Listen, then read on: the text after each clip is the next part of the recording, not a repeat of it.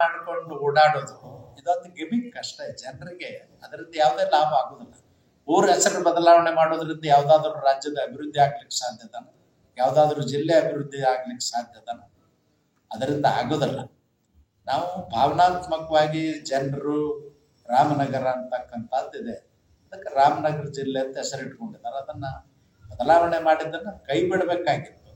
ಜನರ ಒತ್ತಾಯವನ್ನ ಅರ್ಥ ಮಾಡ್ಕೊಳ್ಬೇಕಾಗಿತ್ತು. ಕೇವಲ ರೈತರ ಕೃಷಿ ಭೂಮಿಯನ್ನ ಸ್ಕ್ವೇರ್ ಫೀಟ್ ಲೆಕ್ಕದಲ್ಲಿ ಮಾರಾಟ ಮಾಡೋದಕ್ಕಾಗಿ, ರಿಯಲ್ ಎಸ್ಟೇಟ್ ಪ್ರಚೋದನೆ ಮಾಡೋದಕ್ಕಾಗಿ ಈ ರಾಮನಗರ ಜಿಲ್ಲೆ ಹೆಸರು ಬೆಂಗಳೂರು ದಕ್ಷಿಣ ಅಂತ ಬದಲಾವಣೆ ಮಾಡಿದ್ದಾರೆ. ನಾವು ಒಂದು ಅರ್ಥ ಮಾಡ್ಕೊಳ್ಬೇಕು, ನಮ್ಮ ದೇಶ ಬಹಳ ದೊಡ್ಡ ದೇಶ, 140 ಕೋಟಿ ಜನ ಇರ್ತಕ್ಕಂಥ ದೇಶ. ಇಲ್ಲಿ ಆಹಾರ ಧಾನ್ಯದ ಅವಶ್ಯಕತೆ ಇದೆ. ಆಹಾರ ಧಾನ್ಯ ಬೆಳೆಯೋದು ಕಡಿಮೆ ಆದರೆ ನಮ್ಮ ಜನ ರಿಯಲ್ ಎಸ್ಟೇಟ್ ಮಾಡಿ ಒಂದ್ಸಾರಿ ಭೂಮಿ ಮಾರ್ಕೊಂಡು ಶ್ರೀಮಂತರಾಗ್ತಾರತ್ತೇನು DCM ಹೇಳ್ತಾ ಇದ್ದಾರೆ ಶಿವಕುಮಾರ್ ಅವರು. ಅದು ಸರಿಯಲ್ಲ. ಹಣ ಬಂದಾಗ ಜನರ ಕೈಯೊಳಗೆ ಉಳಿಯುವುದಿಲ್ಲ.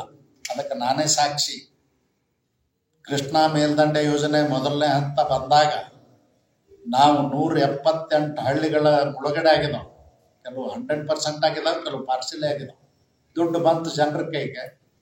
ಆ ರೈತನ ಮಕ್ಕಳು ಅದರ ಬೆಲೆನೇ ಗೊತ್ತಿಲ್ಲದೇ ಯಾವ ಮೋಟರ್ ಸೈಕಲ್ ತಗೊಂಡ, ಯಾವ ಕಾರ್ ತಗೊಂಡ, ಯಾವ ಜೀಪ್ ತಗೊಂಡ, ಗೋವಾಕ್ಕೆ ಹೋದ, ಮುಂಬೈಗೆ ಹೋದ, ಪುಣೆಗೆ ಹೋದ, ಖರ್ಚು ಮಾಡಿ ಖಾಲಿ ಕೈಲೇ ಇದ್ದಾರೆ. ಆ ರೀತಿ ಆಗಬಾರ್ದು. ನಾವು ಭೂಮಿಯನ್ನ ಉಳಿಸ್ಬೇಕು. ನಮ್ಮ ದೇಶ ರೈತರಿಂದ ಕೂಡಿರ್ತಕ್ಕಂಥ ದೇಶ, ಹಳ್ಳಿಗಳಿಂದ ಕೂಡಿರ್ತಕ್ಕಂಥ ದೇಶ, ಕೃಷಿಯನ್ನೇ ಅವಲಂಬಿಸಿ ಜೀವನ ಮಾಡತಕ್ಕಂಥ 140 ಕೋಟಿ ಜನ ಇರ್ತಕ್ಕಂಥ ದೇಶ ಇದು. ಅದಕ್ಕೆ ನಾನು ಒತ್ತಾಯ ಮಾಡ್ತೀನಿ, ಯಾವ ಕಾರಣಕ್ಕೂ ಇಂಥ ಕೃತ್ಯಗಳನ್ನ ಎಸಗಬಾರ್ದು. ಸರ್ಕಾರ ಇಂಥ ತಪ್ಪು ಕ್ರಿಯೆಗಳನ್ನ ಕೈಗೊಳ್ಬಾರ್ದು ಅಂತ ಹೇಳಿ ಒತ್ತಾಯ ಮಾಡ್ತೀನಿ. ಎರಡನೇ ಹಂತದ್ದು ಪ್ರಾರಂಭ ಆಗಿದೆ, ನೋಡಿದ್ವಿ. ಇವತ್ತು 36 ಜನರಿಗೆ ಕರೋನಾ ಬಂದಿದೆ ಅಂತ ಕೇಳಿದ್ದೀನಿ. ಸಾವು ಕೂಡ ಅಲ್ಲಲ್ಲೇ ಆಗಿದಾವ ಅಂತ ಕೇಳಿದ್ದೀನಿ. ಅದಕ್ಕೆ ಸರ್ಕಾರ ಕೂಡಲೇ ಎಚ್ಚೆತ್ತುಕೊಂಡು, ನಾವೇನು ಹಿಂದೆ 2019ರಲ್ಲಿ ಕರೋನಾ ಬಂದಂಥ ಸಂದರ್ಭದಲ್ಲಿ ಮೂಲಭೂತ ಸೌಕರ್ಯಗಳನ್ನ ತಂದು ಕೊಟ್ಟಿದ್ದೀವಿ ನಮ್ಮ ಸರ್ಕಾರದಿಂದ.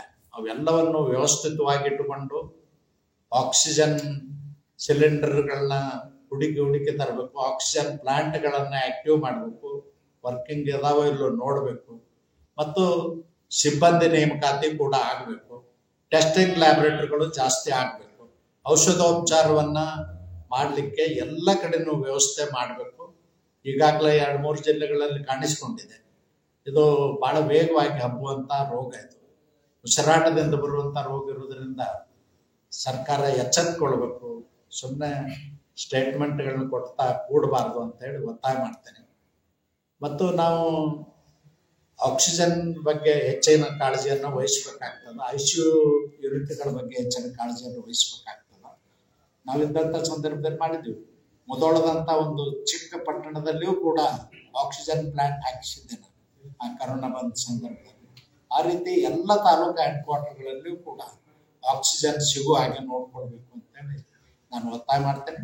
ಮತ್ತು ನಮ್ಮದು ಹಳ್ಳಿಗಳಿರೋದ್ರಿಂದ ಗ್ರಾಮಾಂತರ ಪ್ರದೇಶದಲ್ಲಿರ್ತಕ್ಕಂಥ ಪ್ರಾಥಮಿಕ ಆರೋಗ್ಯ ಕೇಂದ್ರಗಳನ್ನು ಕೂಡ ವ್ಯವಸ್ಥಿತವಾಗಿ ಇಡಬೇಕು. ಅಲ್ಲಿ ವೈದ್ಯರನ್ನ ಮತ್ತು ವೈದ್ಯಕೀಯೇತರ ಸಿಬ್ಬಂದಿ, ಪ್ಯಾರಾಮೆಡಿಕಲ್ ವರ್ಕರ್ಸ್, ಟೆಸ್ಟಿಂಗ್ ಲ್ಯಾಬೊರೇಟರಿಗಳನ್ನ ಸುಸಜ್ಜಿತವಾಗಿ ಸಿಬ್ಬಂದಿಯೊಂದಿಗೆ ಈ ರೋಗವನ್ನು ಎದುರಿಸಲಿಕ್ಕೆ ಸರ್ಕಾರ ಸಿದ್ಧತೆ ಮಾಡಿಕೊಳ್ಬೇಕು ಅಂತ ಹೇಳಿ ಒತ್ತಾಯ ಮಾಡ್ತೀವಿ. ನ್ಯೂಸ್ ಫಸ್ಟ್, ನಿರ್ಭೀತಿಯಿಂದ ನಿಮ್ಮ ಪರವಾಗಿ.